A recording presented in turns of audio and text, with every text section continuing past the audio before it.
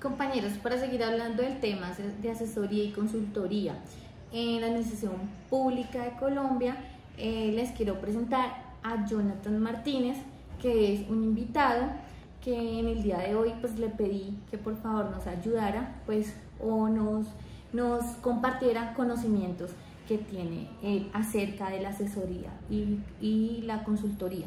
Muchísimas gracias, Jonathan, por aceptarnos pues la invitación. Gracias. Y pues queremos que nos cuente un poquito pues de su vida. Él es un exalumno de la Universidad ESAP.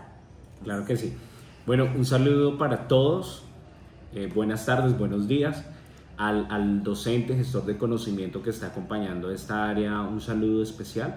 Y por supuesto a los estudiantes que nos están viendo. Como lo refería, mi nombre es Jonathan Martínez, es exalumno de la Escuela Superior de Administración Pública, orgulloso esapista. El pregrado lo adelanté hace unos años, tuve la posibilidad de graduarme en el año 2012 como administrador público. Digamos que por vocación elegí la carrera o la formación en la administración pública porque siempre me llamó la atención todo lo relacionado al servicio, al tema del Estado, etcétera. Entonces, pues bueno, por vocación estudiamos la administración pública, tengo una especialización en gerencia para el desarrollo organizacional y también logramos obtener título de magíster en administración pública, también esapista orgullosamente, y pues ha sido la formación académica que hemos ido adelantando. Esto lo hemos complementado también, digamos que lo hemos alternado con la docencia universitaria. Ha sido un muy buen escenario para poder ser gestores de conocimiento. Hace 4 años pues estábamos vinculados con una universidad y desde esa área también pues hemos compartido parte de estos conocimientos. Digamos que mi vida pública ha transcurrido en escenarios de corporaciones públicas. A los 18 años ocupé mi primer cargo público como edil de la Comuna Centro, y luego de ello durante 8 años me desempeñé como concejal aquí en Fusagasugá.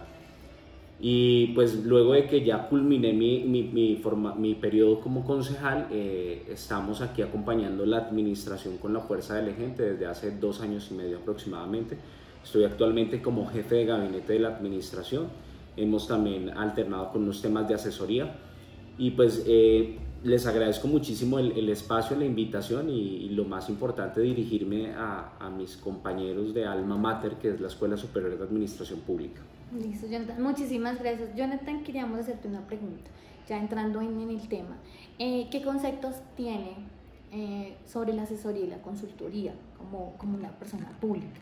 ¿Qué concepto tienes tú hacia...? La asesoría y la consultoría es una herramienta que fortalece procesos específicos en temas exactos. Digamos que cuando uno es consultor es porque es experto o se supone que tiene un alcance o un margen de conocimiento en un área específica. Si yo soy consultor, por ejemplo, en finanzas públicas, entiéndase que el fuerte mío o la fortaleza que yo represento es mi conocimiento en función de las finanzas públicas. Sin embargo, el conocimiento es integral. Yo no puedo conocer finanzas públicas sin conocer la estructura del Estado o conocer cómo es los procesos de financiación de una entidad territorial o cómo es un tema presupuestal. Digamos que la integridad del conocimiento, que es un todo, es válido, pero cuando uno hace un proceso de consultoría, entiéndese que es específicamente en un tema y en el que usted se vuelve experto también en el ejercicio de conocer la realidad, pero también en función de lo que académicamente pues, usted va adquiriendo con el paso del tiempo y la experiencia. Ok, muchísimas gracias. Queríamos preguntarte, desde el cargo, sabemos que el campo de acción pues, que ustedes manejan, ¿nos podría explicar desde el campo para ustedes cómo hacen cuando son asesores o cuando vienen a consultarles? ¿Nos puedes contar un poquito en el campo en que tú trabajas? Precisamente, digamos que la experiencia se va equilibrando. Esto es un equilibrio entre la experiencia y el conocimiento. El conocimiento que uno adquiere por la formación académica, que indiscutiblemente es el punto de partida. Yo no puedo pretender convertirme en consultor sin que antes, previo a ello, haya obtenido una formación académica de conocimiento fundamental y una actualización.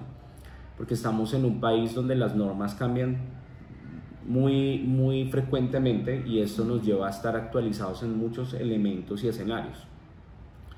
Pero yo no puedo irme al extremo solamente de basarme en la teoría o en el conocimiento académico sin poner en práctica tampoco la realidad. Siempre hay una realidad que acompaña cualquier situación.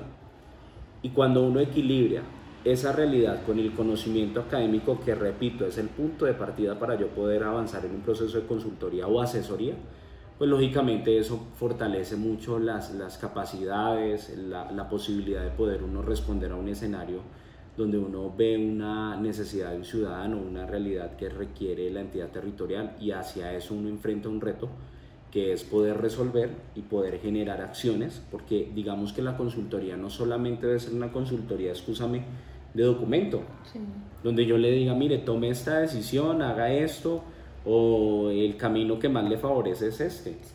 Pero bueno, ¿y cómo hago yo para poder tomar esta decisión? Tengo que irme por este camino, por este otro camino. Entonces, cuando yo hablo de consultoría y de asesoría, necesariamente debo generar una acción que permita que eso que yo he plasmado como asesoría o como una consultoría, ¿sí? Que asesoría es menos formal, consultoría ya tiene un carácter más formal. Entonces, bajo ese entendido, pues yo digo, la realidad es esta y voy a tomar la decisión, pero este es el camino para llegar a ese punto y lograr a satisfacción que se genere una meta.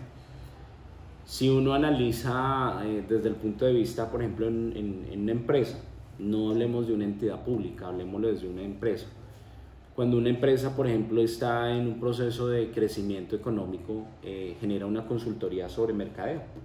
Yo necesito que me hagan un estudio de mercadeo para que me digan si invertir en lo digital o si invertir en un lugar, una tienda física, va a ser favorable o no. Entonces hay un estudio de mercadeo. No, resulta que la población donde usted vive, la gente prefiere ir al punto físico porque no tiene apropiación de herramientas tecnológicas.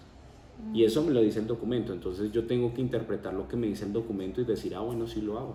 Ahora, luego en lo público la dinámica de las consultorías es muy variable, porque en lo público la aplicación de una consultoría tiene unas variables muy amplias, la variable normativa, ¿sí? No desconociendo tampoco el sector privado porque también lo tiene, pero digamos que el alcance y el impacto en lo público es mucho más amplio, porque cualquier determinación que usted tome puede ser favorable o desfavorable y de una vez puede tener una investigación de un ente de control o un proceso sancionatorio de carácter disciplinario fiscal. Ese es el punto. Bueno, muchísimas gracias.